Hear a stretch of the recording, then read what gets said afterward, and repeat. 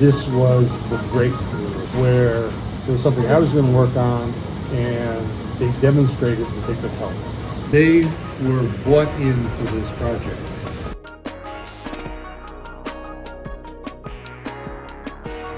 I had a dream about a game that had moving pieces. Went to my grandson Lucas, what rules should I have for this game? And I went home and I wrote a computer game that he and I could play. Why don't I take this computer game and turn it into a board game? The first place I came was here, because the people here are knowledgeable, and maybe more importantly, they're friendly. They want you to succeed as bad as you want to succeed.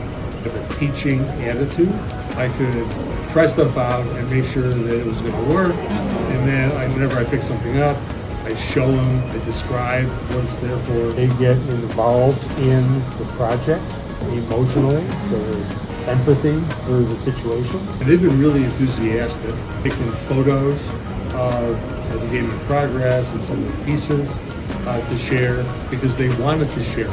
They'll help you out and do whatever they can to make that happen. I feel like they've truly been partners in this, and that's a really good thing. Yeah.